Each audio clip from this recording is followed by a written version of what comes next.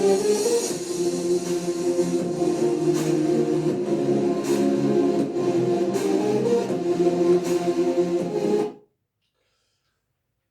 दोस्तों, मेरी तरफ से संविदा कर्मियों को, चाहे शिक्षा कर्मी हो, पैरा टीचर, मदरसा पैरा टीचर हो या राजीव गांधी पैरा टीचर हो, उनको अग्रिम शुभकामनाएं। और आज ये एक लेटर आया है तो उसके बारे में मैं चर्चा करना चाहूंगा।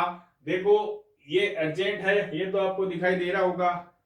देखो, इसमें 4 तारीख को जो मीटिंग रखी गई है, उससे पहले वित्त विभाग की तरफ से ये जानने की कोशिश की गई है इसके अंदर कि अगर हमने 14,000 बंदों को अगर कैटेगरी वाइज ए, बी और सी कैटेगरी के अंदर रख के अगर इनको परमानेंट किया जाता है तो इसमें कितना अतिरिक्त भार पड़ेगा सरकार पे और कितना वित्तीय भार और कितनी फाइनेंशियल प्रॉब्लम होगी, उसके बारे में ये जानकारी ली गई है। इसमें कहीं पर भी आपका नाम का उल्लेख नहीं है कि इसमें इनसे संबंधित है, बिल्कुल है इसी प्रोसेस की कड़ी में।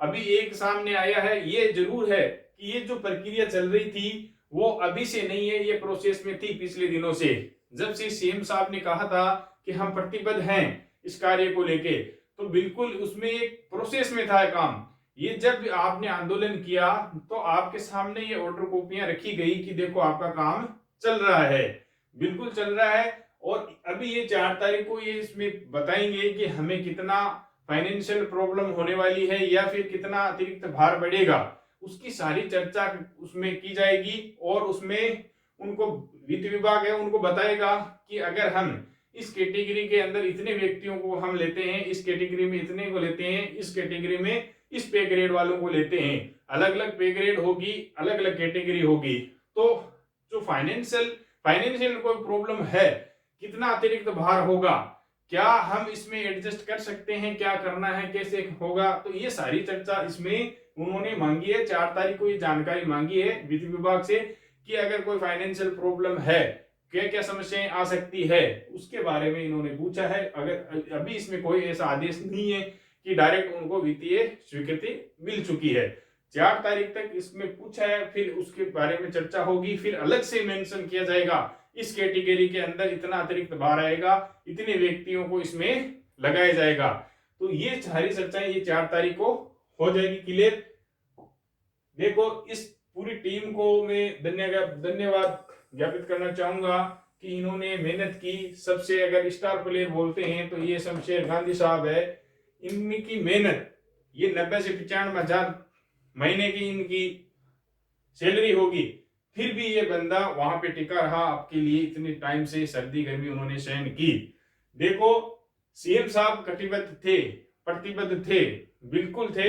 इन्होंने कह दिया, जो प्रदेश का सीएम होता है उसके मुंह से निकली हुई बात वो लगभग 90% सच होती है, और वही हुआ।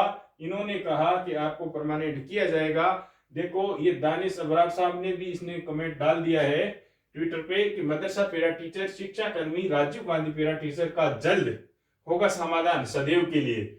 ये इंपोर्टेंट है कि सदैव के लिए आपको परमानेंट किया जाएगा, ना तो इसमें कोई एग्जाम होगा आपका, और इसमें ना ही कोई ऐसी शर्त रखी गई।